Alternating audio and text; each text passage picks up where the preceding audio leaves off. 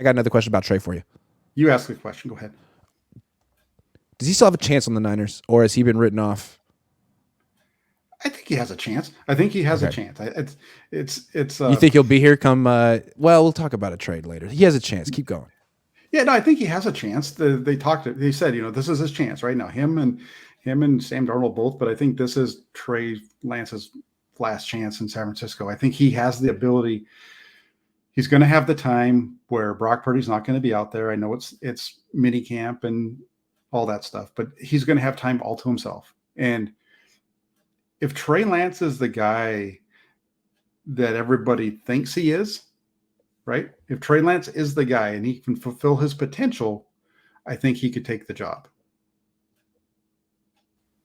I'm with it. I'd like to see Trey take a leap, but I'd also like to see Kyle have a better sense of how to use him. And Kyle's talked about this, that part of the thing with Trey is like figuring out how to call plays and what works and that kind of stuff. I thought when Brock Purdy came in, Kyle was surprisingly ready for that.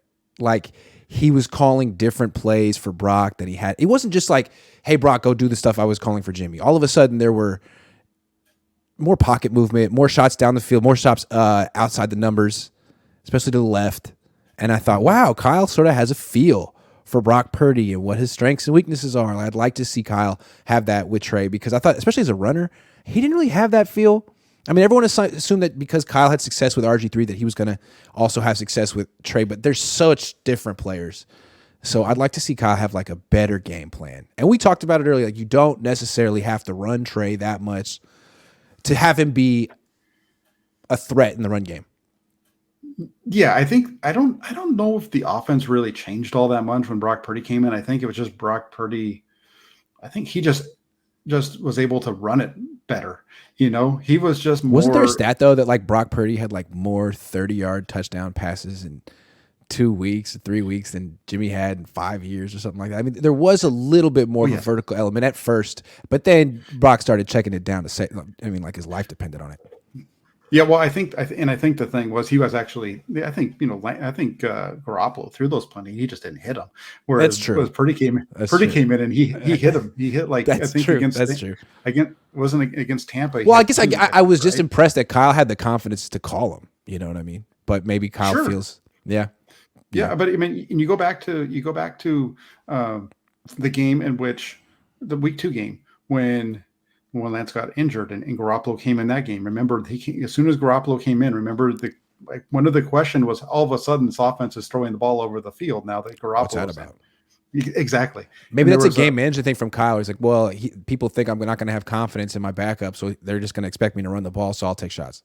It could be. It could have been that. And there was. I remember that. I do remember there was a deep shot early on with Garoppolo. I think he went deep to Ayuk and he missed him in the end zone. Just like it was a terrible, Garoppolo throw.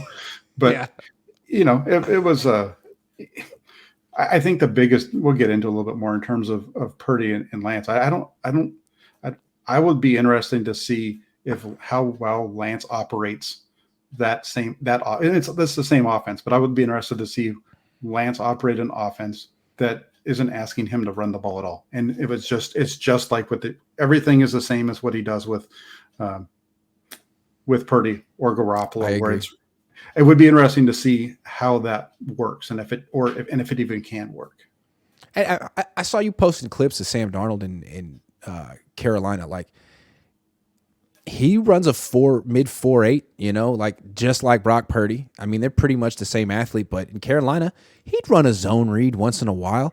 You can do that with Trey Lance, but it doesn't have to be a major feature of your offense. It really doesn't have to be.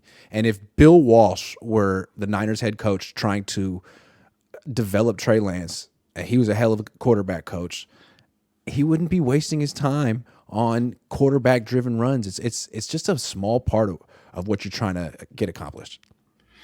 That's 100% accurate because that's what he did with Young, right? Yeah. The quarterback run game was different back in those days. You didn't have really the zone read and all that kind of stuff anyway. But no, you're right. That was exactly why he brought in Steve Young, was because Montana had the back issue, and he didn't think that Montana was going to be able to really recover from that. And because of the back issue, Montana, in Walsh's estimation, I think, was losing some of that foot quickness and that mobility that made him so good in the early part of his career. And he saw that in Steve Young, and it was just a matter of taming it with Young. And Young, once he figured it out under Shanahan, the other Shanahan, won a Super Bowl and MVPs. I love how everyone is so focused on the throwing portion of a quarterback, but Bill Walsh was all about the feet. And he wanted quick feet. He wanted an athlete. And yet he wasn't installing the freaking option. You know what I'm saying? Like it was a reason. It was feet for passing. That's what he wanted. And feet to get away from pressure. That's timeless. It's always going to be important for a quarterback to have those qualities. And I also look at Andy Reid, like Donovan McNabb wasn't running the zone read. Patrick Mahomes, they threaten it. He might do it once in a while if you're sleeping, but he does use his legs. I mean, he ran for some big runs in the Super Bowl. He's a threat, but it's not like you just run him with no freaking conscience, because once you break his ankle, you're lucky if you got a Brock Purdy waiting. No, yeah, 100%. And the Mahomes runs are all off scrambles. The good runs that we saw from Brock Purdy were off scrambles, right? He wasn't running zone read or able. They called one zone read for Brock Purdy. It didn't go well. Mm-hmm. Yeah, it was pretty ugly. He ran to the back of his offensive lineman or something like that. Yeah, I don't remember exactly how it worked, but I know it wasn't very good. I just, and so we'll see how it works out. The whole thing you talked about it. You were on this a long time ago. You were on this back in 2021 when we were scouting who the 49ers were going to take at quarterback. You kept saying that one of your things that you kept talking about was their ability to get out of trouble.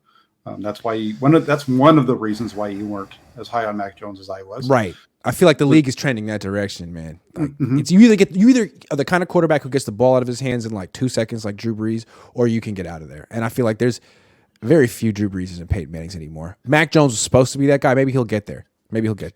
Whatever. We'll see. I mean, and I think like Brock, what was crazy for him is he can get out. Like I didn't know he could do that. I didn't scout him that closely at Iowa State. Man, he's elusive. Wow. It's interesting because him and Sam Darnold are very similar in terms of their athleticism. Yes. Purdy has a little bit quicker 10-yard split, 1.55 to 1.66. But you start to look at Darnold with his movement, like the shuttle and those. He's got fluid movement for sure. Yeah, and he's way quicker than Brock Purdy on those. So I posted that on Twitter yesterday, and people thought I was talking about one guy being quarterback one, the starter, and the other guy. No, I totally understood what you were doing. Like, hey, they're really freaking similar athletically. Yeah. From an athletic standpoint, they're very similar. And again, you look, and we don't have that data on Trey Lance because he didn't go through the combine, so that's unfortunate. Right. And that's, to me, it's really scary to trade 3 first-round picks and a third for a quarterback, and you don't have all the data. You got one year starting experience, no combine. I'm thinking I'm going to get that wrong. The odds are high I'm getting that wrong. I might as well just pick names out of a hat and do better than that. Whew. Anyway. It's 1 year starting experience. It's only like 2 years in college. And that's I know nobody likes Mac Jones. So the reason I'm saying this was with Jones, he only had the same number of starts as Purdy. He only had 17 too, but he had been he'd been at Bama for 4 years. He had been on the scout team for a little bit longer. That's a good point. I look at real quick before we jump off, and I know we're saying Mac Jones and that, but I think that where the 49ers are with, I don't know if this was something you were going to talk about, but Mac Jones and Brock Purdy, they're the same guy. They're very similar when it comes to their quarterback, except for I think Purdy's a little bit more mobile, and he's just a better dude. Well, that's a big thing. That's a big thing. I think you're looking at quarterbacks failing around the league. If you can't get the locker room behind you, you're done. And look at Carson Wentz. Look at Zach Wilson. But I think what's interesting also is we're talking about it was a bad year to want a quarterback, incomplete evidence, all that stuff. Yep. It was supposed to be like this unreal year for quarterbacks, like 1983 or something. Actually, it wasn't.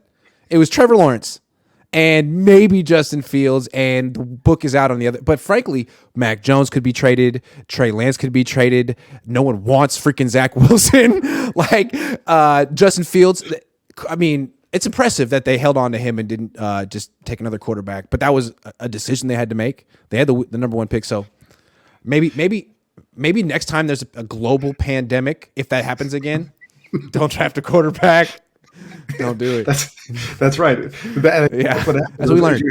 You had very, very limited, and everybody's just based on, it's like crazy, wild Fantasies. predictions.